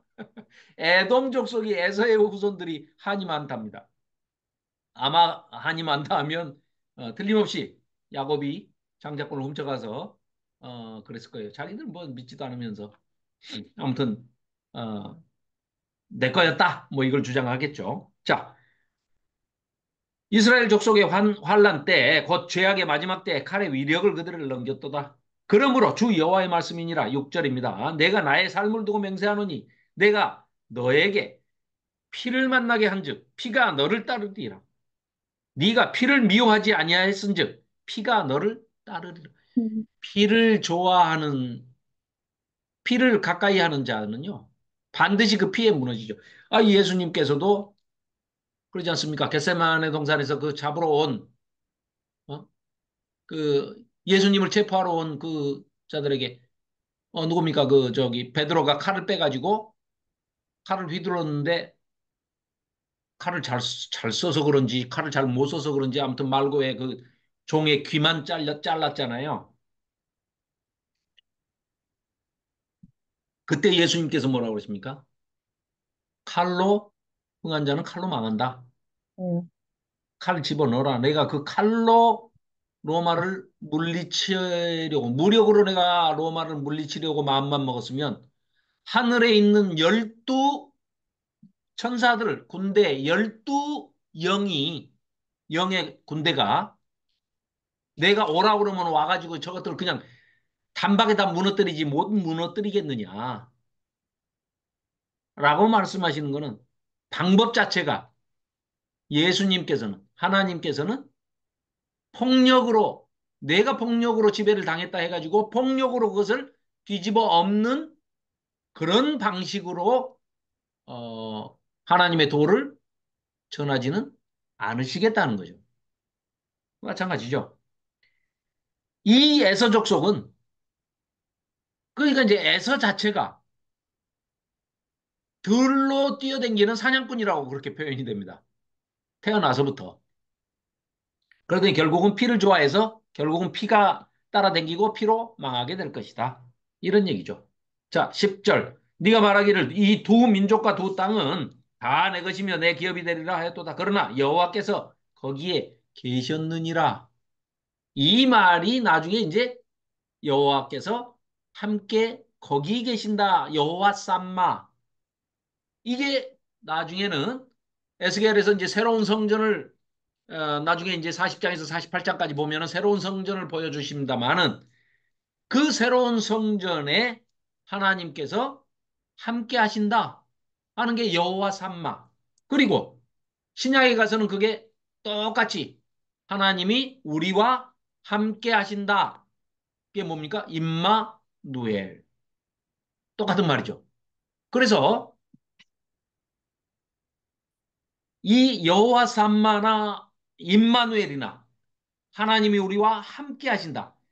너희들이 하나님의 임재 안에서 나와 함께 같이 살도록 하기 위해서 너희들이 하나님의 임재 안에 거하기를 원하는 하나님의 이 마음을 너희들이 제발 좀 깨닫고 또 내가 여호와인 줄을 좀 깨닫고 너희들이 나를 좀 알았으면 좋겠다 하시는 그런 마음이 계속해서 반복되게 지금 표현되고 있는 게 바로 이 여기 10절에서부터 이어지는 내용입니다. 자, 그래서 11절 그러므로 주 여호와의 말씀이니라 내가 나의 삶을 두고 맹세하노니 네가 그들을 미워하여 노하며 질투한 대로 내가 너에게 행한 형제간이면서도 쌍둥이 형제간이면서도 그렇게 못된 짓만 골라서 했으니 너희들이 어? 유다 백성이 이스라엘 백성들이 망할 때 너희들 어떻게 했어? 아하 아하 좋다고 그랬지. 그렇게 좋은 거 너희들도 한번 당해봐라. 응? 하며 내가 너에게 행하여 너를 심판할 때 그들이 나를 알게 하리라. 네가 이스라엘 산들을 가리켜 말하기를 저 산들이 황폐하였으므로 우리에게 넘겨주어서 삼키게 되었다 하여 욕하는 모든 말을 하나님께서 다 들으셨답니다. 나 여호와가 들은 줄을 네가 알리라. 어유 그러니까요. 하나님께서 안 들으시는 말씀이 없습니다. 말이 없습니다. 우리가 무슨 말을 하든지 다 듣고 계신답니다. 그러니까 우리는 정말 말을 조심해야 되지만 말 이전에 생각부터 조심해야 됩니다. 뭐 생각이 말이 돼서 나오는 것이기 때문에 마음에 가득한 것이 말이 돼서 나오는 것이기 때문에 우리는 마음의 생각부터 정하게 하는 연습을 늘 하고 아이고 이거 하나님 들으시겠다. 절대 하나님께서 그냥 갑자기 그래 네가 말한 대로 내가 해줄게 그래 버리시면 큰일 나지 않습니까?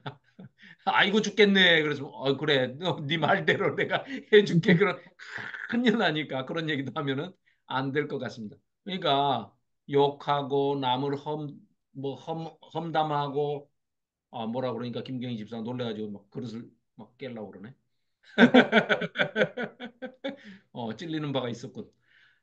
뭐 궁시렁거리고 수군거리고 불평불만하고 뭐 이런 거. 그러니까 세상에서 가장 하기 쉬운 게 남을 비방하는 거라고 그러지 않습니까? 남 탓하는 거. 아니 정권 잡은 지가 언젠데 아직도 문정부 탓을 하고 있더라고요. 예. 뭐 아주 쉬운 것만 하는 거예요. 예, 자 넘어가겠습니다. 자 그래가지고 예, 12, 13절 너희가 나를 대적하여 입으로 자랑하며 나를 대적하여 여러 가지로 말한 것을 하나님께서 다 듣고 계셨다는 거예요. 주 여호와께서 이같이 말씀하셨느니라 온 땅이 즐거워할 때 내가 너를 황폐하게 하되 이스라엘 족속의 기업이 황폐함으로 네가 즐거워한 것 같이 내가 너를 황폐하게 해버릴 거야. 남이 못되는 거 보고 너 아하 아하 잘됐다 좋다 좋다 너 그런 못된 심보를 형제간에 그럴 수가 있냐? 너도 그럼 똑같이 해줄게.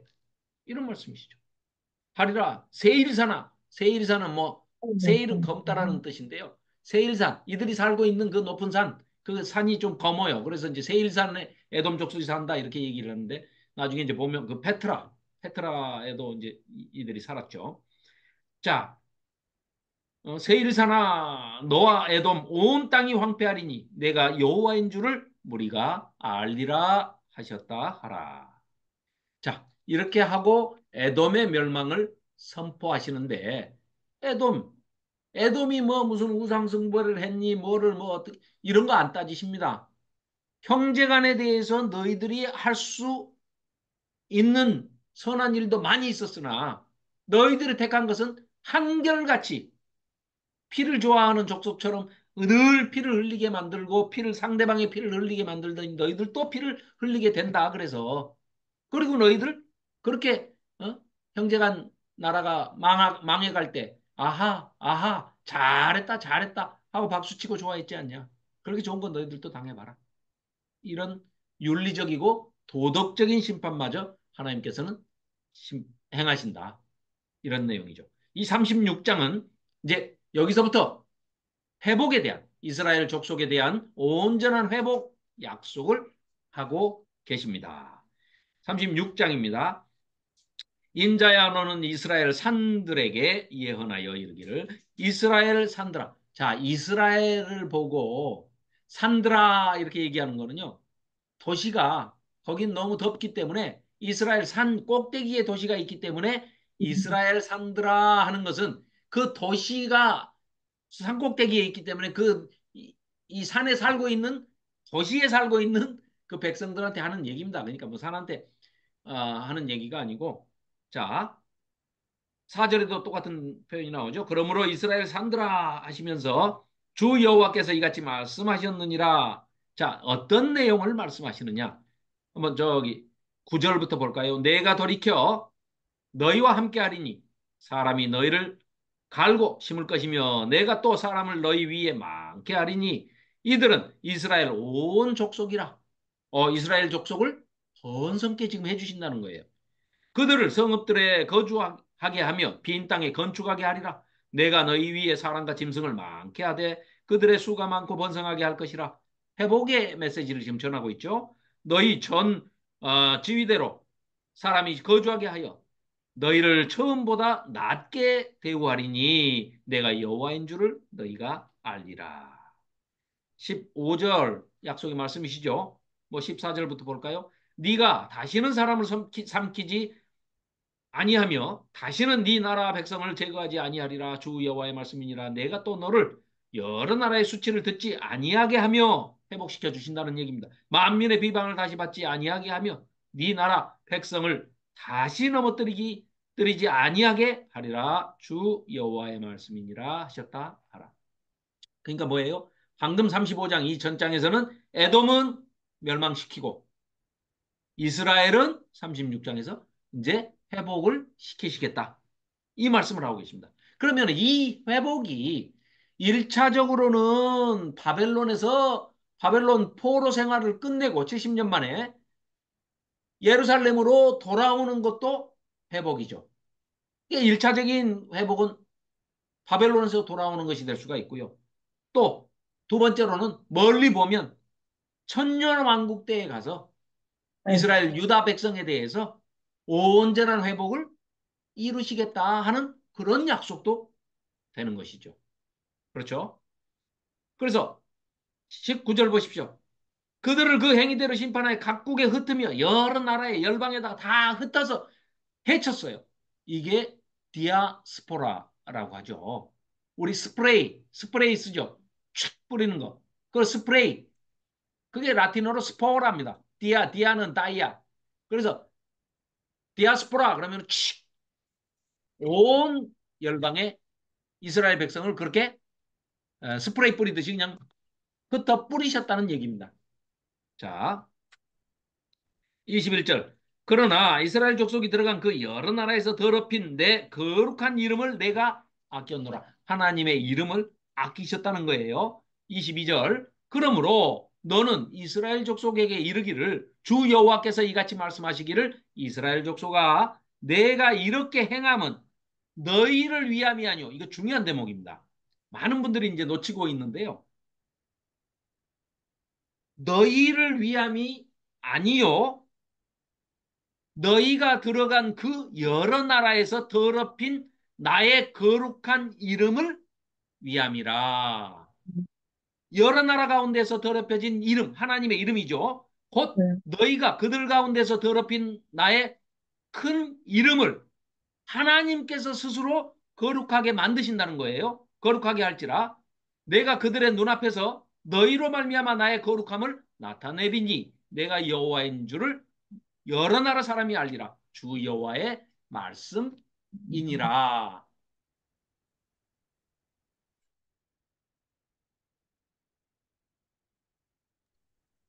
자, 이 말씀이 무슨 얘기냐면요. 이게 그러니까 참 노 목사님 참 그 대단하신 분이라는 게 이게 노 목사님이 이거를 혼자 터득을 하셔가지고 발표를 이렇게 해놓으시면 우리도 그냥 이렇게 슬쩍 넘어가요. 그러다가 세계적으로 유명한 신학자가 뭔 책을 썼다고 그래가지고 그걸 읽으면서, 아, 이 내용이구나 했는데 다시 살펴보면 노 목사님이 20년 전에 얘기하신 거야. 이 내용이 바로 그겁니다. 이 내용이 무슨 얘기냐. 자, 노 목사님 표현을 의하면 이런 겁니다. 우리 하나님께서는 하나님의 백성이라고 하면서 언약 백성들도 말을 안 들어가지고 하나님의 이름이 이 손상이 갔어요. 음, 누가 끼쳐졌어요. 그러면은 하나님께서 이러신다는 거예요. 내 이름이 너희들 때문에 거룩한 내 이름이 더럽혀졌어. 그렇지만 내가 너희들 탓을 안 해. 내가 하나님이니까 내가 내 이름을 위해서 내가 할 거야. 나를 위해서 한다. 라고 말씀하시면서 그 결과는, 은혜는, 그 기쁨은, 그 회복은 누가 맛보느냐? 사람이 맛본다는 거예요. 인간은 정반대예요. 내가 하나님께 영광 돌린다면서 그 영광 자기가 못 받아갖고 안달이 나죠. 음, 하나님께 영광, 하나님이 하셨습니다. 뭐 서울 서초동에 있는 뭐 사랑 뭐 무슨 교회 그 오신가 누군가 뭐 그 사람은 뭐 하나님께서 다 하셨습니다 하고 아주 뭐 온갖 폼을 다 잡고 그 말 속에는 뭐가 들어있어요? 자기. 나를 바라봐줘, 나를. 그러니까 인간은 하나님 얘기를 들먹거리면서 자기가 영광 못 받아가지고 안달이 난 존재가 인간이고, 하나님께서는 방금 우리가 읽었지만 내가 내 이름으로 내 이름을 거룩하게 다시 할 거야. 그래서 내가 하는 거야. 내 이름을 위해서 한다. 말씀은 그렇게 하시지만 그 모든 은혜는 우리가 받는 거죠. 음, 심지어는 구원까지도. 네. 우리가 영생이 걸린 문제까지도 하나님께서는 우리한테 내가 너한테 영생 주는 거야. 한 번도 이렇게 하시질 않습니다. 내가 내 거룩한 이름을 위해서 내 이름을 위해서 한다. 라고 하시면서 우리를 그런 구원의 은혜까지를 우리에게 덮어 씌워 주시면서 하나님 당신한테는 공을 돌리지도 않으신다는 얘기예요.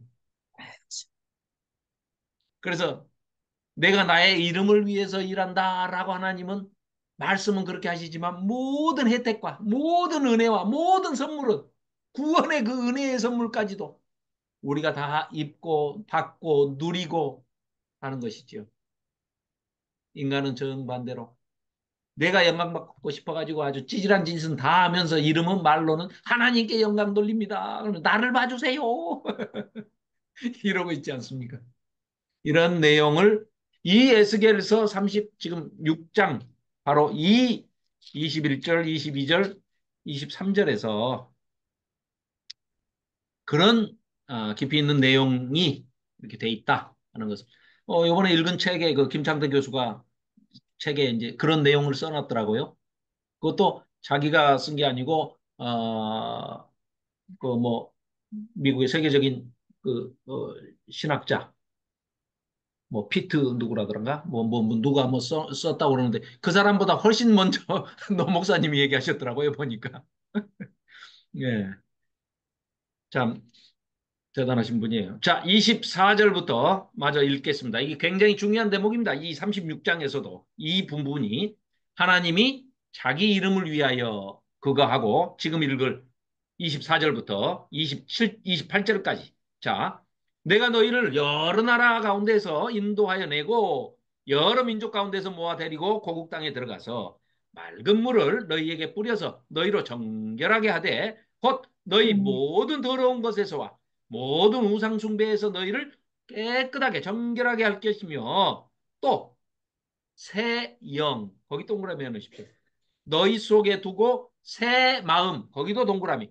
그러니까 하나님께서 새 마음과 새 영을 우리에게 주신다는 거예요. 너희에게 음, 주되 너희 육신에서 굳은 마음을 제거하고 여기 굳은 마음이라고 돼 있는데 그 밑에 나나주에 혹시 돌이라고 돼 있죠. 돌. 네. 이게 무슨 얘기냐? 원어에는 돌이라고 돼 있습니다. 돌 같은 마음, 돌로 된 마음. 이게요. 이중적인 의미를 담고 있습니다. 우상을 대개 돌로 만들죠. 너희 마음이 우상이야 이미. 그 돌을 없애버릴 거야. 네 마음속에 들어있는 그 우상 만드는 재료인 돌 같은 마음. 그 돌 마음을 아예 없애버리고 새 마음, 새 영, 루아흐, 레브, 새 마음과 새 영, 이걸 주시겠다는 겁니다. 그러면 새 언약을 주시겠다. 자, 이 새 언약이 이 선지서 중에 새 언약에 대해서 얘기를 한 분이 이사야가 있고 예레미야가 있고 에스겔이 있죠. 자, 이사야는 공의를 행하도록 하기 위해서 하나님께서 새 언약을 맺어 주실 거야. 그래서 우리가 공의를 행함으로써 하나님의 율례와 규례와 법도를 따르고 실천하면서 하나님의 백성이 돼가지고 하나님의 임재 안에 거하는 삶을 살 수 있도록 그걸 가능하게 해주는 그런 새 언약을 맺어주신다. 이렇게 선포한 사람이 이사야 아닙니까? 그죠? 예레미야는 31장에 가서 뭐라고 얘기합니까? 부부관계로 표현을 하지 않습니까? 하나님께서 새 언약을 통해서 내가 네 남편이 되었어도 네가 나한테 등을 돌리고 그렇게 했으니 사랑을 저버렸으니 이제는 돌아서지 못하게 아예 우리 부부관계 사랑의 관계를 완전히 긴밀한 사랑의 관계로 회복을 하는 것을 새 언약을 통해서 아예 내가 바꿔버리겠다. 즉 새 언약을 맺는 이유가 사랑의 관계를 회복하기 위해서 그러는 것이다. 그 에스겔 선지자에게는 자, 새 언약을 왜 맺느냐? 너희들이 하나님과의 언약 관계를 이미 깼어. 뭘로? 그 발목 잡는 우상 숭배로 너희들이 깨버렸다. 그래서 우상 숭배를 해서 너희들이 하나님과의 관계를 깨버렸으니까 그 돌 같은 우상 만드는 재료인 돌 같은 마음을 너희 속에 그렇게 가지고 있으니 그거 내가 다 빼버릴게. 싹 다 없애버리고 새 마음 주고 새 영을 줘가지고 새 언약을 주고 새 성전을 만들어서 너희들이 나하고 내 임재 안에서 하나님의 임재 안에서 영원히 함께 거할 수 있도록 그런 삶을 살아갈 수 있도록 내가 새 언약을 맺을 거야. 그러니까 큰 주제로 보면은 다 똑같은 내용입니다. 이사야서, 예레미야서, 에스겔서. 그렇지만 방금 말씀드린 대로 거기 들어가 보면 똑같이 새 언약을 맺는데 이사야는 공의를 들고 나왔어요. 예레미야는 부부관계의 그 긴밀한 사랑을 회복하자는 얘기가 나왔어요. 에스겔은 우상 숭배하는 그 마음을 그 돌 같은 마음을 깨서 없애버리고 새 영과 새 마음을 너희한테 줘서 또 하나님 여호와의 이름을 위하여 하나님의 이름을 위하여 하나님께서 하실 거니까 우리는 따라만 가면 하나님께서 새 마음도 주시고 새 영도 주셔가지고 우리랑 함께 하실 거야. 이게 신약에 가서는 중생, 거듭남으로 되죠. 새 마음과 새 영. 예수님께서 그 니고데모에게 그 얘기하시잖아요. 음, 너희가 거듭나야 할 것이다. 어떻게 해요? 다 큰 사람이 어떻게 해? 내가 새 영을 줄 거야. 물과 성령으로 세례를 주신다고 하잖아요. 그러면 성령 세례를 받은 사람은 죄 하나도 안 짓습니까? 짓죠. 우리 보면 알잖아요, 우리. 금방 안 한다 해놓고 하고, 한다고 해놓고 안 하고, 이렇게 해요. 그러나, 뭐가 다르냐? 그러면 거듭난 사람, 중생한 사람, 새 마음과 새 영을 받은 사람은 뭐가 다르냐? 죄를 짓게 되면 굉장히 찔림이 커요. 그래서 부끄러워. 안 하고 싶어. 아유, 그러면서 점점 죄에서 멀어지는 거죠. 죄에서 멀어진다는 얘기는 뭐예요? 하나님 편으로 점점 더 가까이 하나님의 임재 안으로 하나님의 성전 안으로. 그러니까 예수님 오셔가지고 뭐라고 하십니까? 천국이 가까이 왔다 할 때 내가 천국이야. 내가 왔잖아. 이런 말씀을 하고 계시잖아요. 그래서 예수님께서는 그 죄 많은 여자한테 네 죄가 사함을 받았노라. 아니 사람이 어떻게 죄를 사합니까? 죄를 사하는 기능은 성전이 가지고 있잖아요. 옛날 동물 제사 지낼 때 어떻게 합니까? 동물 제물 가지고 가서 제사 드림으로써 1년 죄사함을 받잖아요. 그러니까 성전 아니면 죄사함을 줄 수가 없어요. 근데 예수님은 뭡니까? 예수님 자체가 그냥 천국이고 하나님 나라고 성전이니까 예수님께서 죄 사해 주실 권리를 갖고 계시고 고난을 갖고 계시고 능력을 갖고 계시는 거죠. 그걸 선포하시는 겁니다. 네 죄가 사함 받았도다. 이렇게 말하실 수 있는 분은 하나님, 예수님, 성령, 성삼위 하나님 외에는 아무도 없다. 성전의 기능을 다 가지고 계시기 때문에. 그래서 예수님 자체가 성전이고 성막이고 하나님께서도 마찬가지고 그런 내용입니다.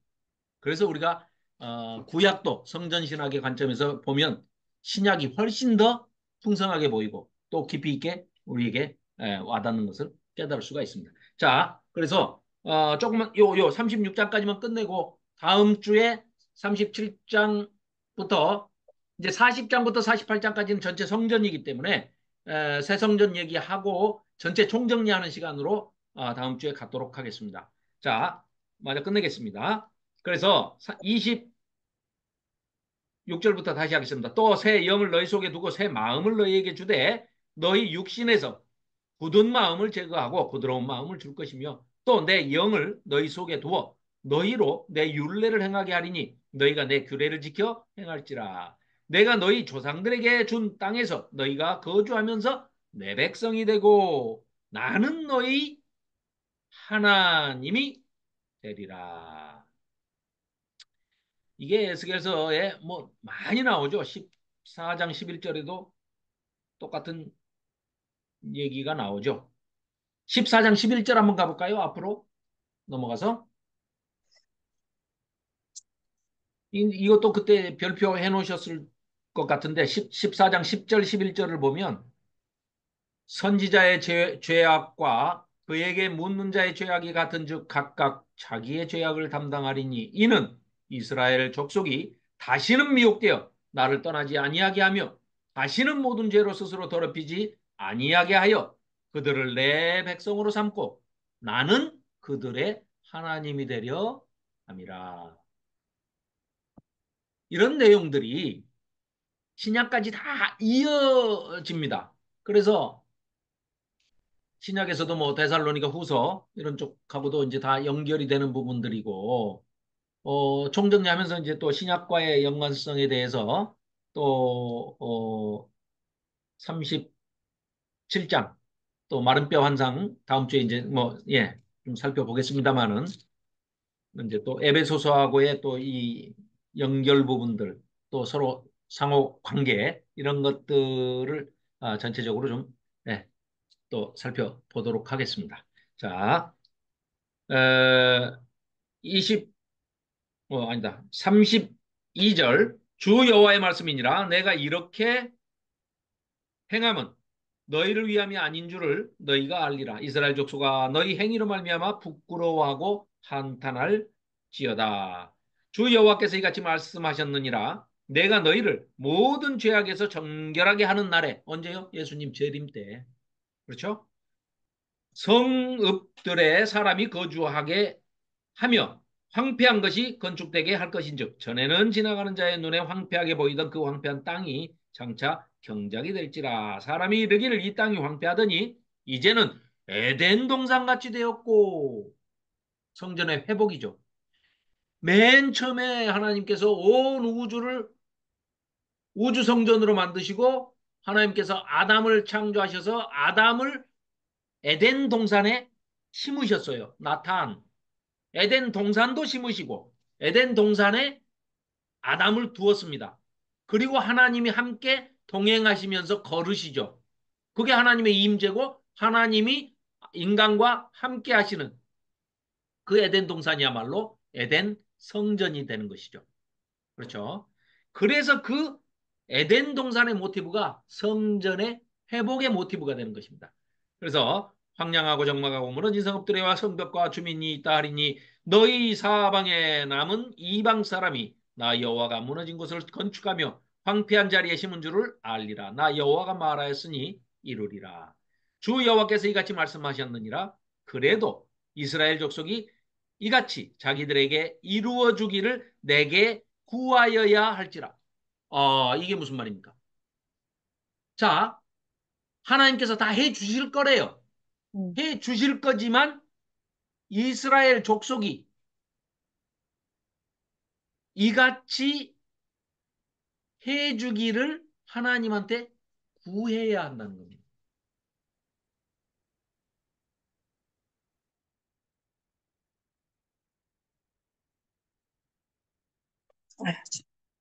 네네. 하나님께 이루어 주기를 이스라엘 백성들이 구해야 한다라고 에스겔 선지자를 통해서 이렇게 얘기를 하고 있습니다. 이게 무슨 얘기냐? 예를 들면 이런 얘기입니다. 어,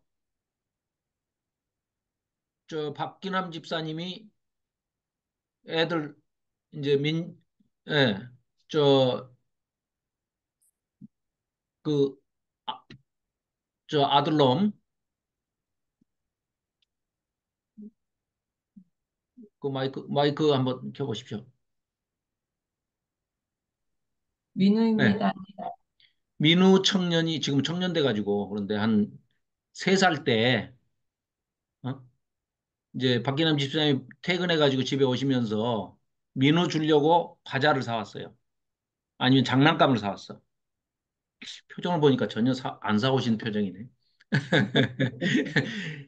그걸 사오셨어요. 그래가지고 과자를 이제 민우한테 줘요. 주시면서 조희정 집사님이 옆에서 거들어. 아빠 고맙습니다. 인사하고 주세요. 그래라. 어차피 주려고 사왔어요. 그거 안 해도 줘요. 그렇지만 애한테 주세요. 아빠 주세요. 그러면은 두 손으로 이렇게 달라고 또 하죠. 요새 우리 손녀가 그럽니다. 두 손으로 주라고. 뭐든지 주래, 두 손으로. 근데 그걸 주면 무슨 차이가 있을까요? 자, 애가 주라 해서 주면 그냥 주는 것과 무슨 차이가 있죠? 내가 주려고 사왔고 주는 건 똑같은데 감사한 걸 배우게 하는 거죠. 감사. 네가 주세요. 아빠한테 주세요 말을 안 해도 아빠가 주려고 가져왔지만 네가 아빠 주세요 하니까 아빠가 그래 여기다 넣어 주려고 가져왔어 하고 건네줘요. 그러면 아들이 아기가 그걸 받으면서 아빠 감사합니다 하고 감사를 표시하죠. 그 돈독하고 긴밀한 사랑의 관계를 하나님은 맺고 싶으시다는 겁니다. 아무것도 아니지만 내가 너희들을 주려고 갖고 왔어. 그래도 너희들이 이거 해주세요 아버지 하나님 하고 기도 좀 해라. 그러면 더 좋지 않냐? 그러면서 속으로 하나님이 이러셨을 것 같아요. 이것까지 꼭 내가 얘기해야 되냐? 이 정도 되면 니들이 고맙습니다 하고 감사합니다 하고 이해해야 되지 않겠냐? 아닐 수도 있죠. 하도 아니니까. 자, 이 하나님은요, 이런 면에서는 좀 괴로우실 것 같아요. 이 백성이 이렇게 해가지고 또 내가 포로 귀환을 해서 이렇게 보내면 다시 성전 건축한다고 조금 파딱하다가 바로 또 조금 있다가 이제 막 학계 스가랴 선지자가 나서가지고 막 성전 건축을 막 독려해가지고 성전을 다시 건축했어요. 볼품없게 정말 부끄럽게 옛날 솔로몬 성전은 영광을 받던 사람들은 막 울어요 울어 동곡을 해. 이렇게 초라한 집을 지어놓고 우리가 하나님 성전이라고 이렇게 할 수가 있느냐 하고 막 울고 뭐 이래. 좋아요. 그래서 좀 있다가 성전 문 좀 닫아버려라 제발 좀. 어? 병든 것 저는 것 가져와가지고 이거 제사라고 훔친 것 이런 것들 버릴 데가 없어서 쓰레기통으로 알고 형 성전에 갖고 와서 제물로 바쳐요. 이런 짓들을 한단 말이죠. 이걸 봐요. 예수님을 준비하시죠. 예수님이 오셔서 십자가에 달리시고 어? 라마 사박다니 이 절규를 하시면서 이들을 위해서 영원한 속죄양이 돼서 십자가의 희생양으로 돌아가시고 죽으시고 사흘 만에 부활하신, 그리고 50일, 40일 정도 있다가 승천하시는 그런 과정을 다 거쳤음에도 불구하고 AD 70년에 그 예루살렘 성전이 돌 위에 돌 하나 남지 않고 완전히 다 무너져 황폐해지는 것을 하나님 다 아시잖아요. 그럼에도 불구하고 신실하신 하나님이시기 때문에 약속은 뭐 한치 오차도 없이 다 언약하신 대로 지키시는 분이시기 때문에 하나님 편에서는 다 지키십니다. 우리 인간이 안 지킬 뿐이죠. 자, 그렇게 해서 이, 자, 공유 중지하겠습니다. 아이고, 시간이 많이 됐네. 자, 이렇게 해서 36장까지 우리가 이제 살펴보고 다음 주에 37장 마른 뼈 환상 이것도 이제 좀 중요한 대목이 있고요. 그 다음에 이제 38장, 39장은 곡과 마곡 그리고 이거는 이제 계시록과 연결된 부분이니까 그렇게 설명드리면 되고요. 40장부터 48장까지는 성전에 대해서 동영상 짤막하게 만들어진 거 하나 보고 그리고 전체 총정리를 하고 마무리를 하겠습니다. 다음 주에는 총정리하다 보면 시간이 조금 더 걸릴지 모르겠습니다만은 오늘보다는 예, 뭐 더 길게 하지는 않을 것 같습니다. 자, 늦은 시간까지 힘드신데 들어주시느라고 예, 감사합니다. 하영자 전도사님 기도로 오늘 성경 공부를 마치도록 하겠습니다. 하나님 아버지 감사합니다. 무더운 여름도 어느덧 다 지나가고 있는 것 같습니다. 그러나 많은 곡식들이 익어야 되기 때문에 낮에 햇볕은 만만치 않지만 그러나 마지막 여름을 잘 마무리하여서 새로운 계절의 가을을 주님의 풍성한 은혜로 맞이할 수 있는 저희들의 영적 생활이 될 수 있도록 우리들의 마음, 굳어진 마음을 말씀을 가까이 하여 잘 아름답게 가꾸어 주의 말씀을 마음으로 받아 순종하는 삶을 이전보다 더 풍성하게 풍성한 삶으로 순종해 드릴 수 있는 저희들 되길 원하오니 진리의 성령님 늘 저희들과 동행하여 주셔서 주님의 나라를 위하여 주님의 빛을 드러내기 위하여 진정으로 어린아이같이 순전한 마음으로 순정하기를 즐겨하는 저희들 되도록 도와주시옵소서. 아멘. 아버지, 다음 주간에 만날 때까지 우리가 진리의 성령의 도우심을 받아 기쁨으로 만날 수 있도록 도와주시기를 바라오며 예수 그리스도의 이름으로 감사하며 기도드리옵나이다. 아멘. 아멘. 네. 감사합니다. 늦은 시간까지 고생 많으셨습니다. 감사합니다. 고생하셨습니다. 수고하셨습니다. 네. 편한 밤 고생하셨습니다. 보내십시오. 네. 감사합니다. 편한 밤 보내. 다음 주에 감사합니다. 뵙겠습니다. 네. 감사합니다. 네. 네.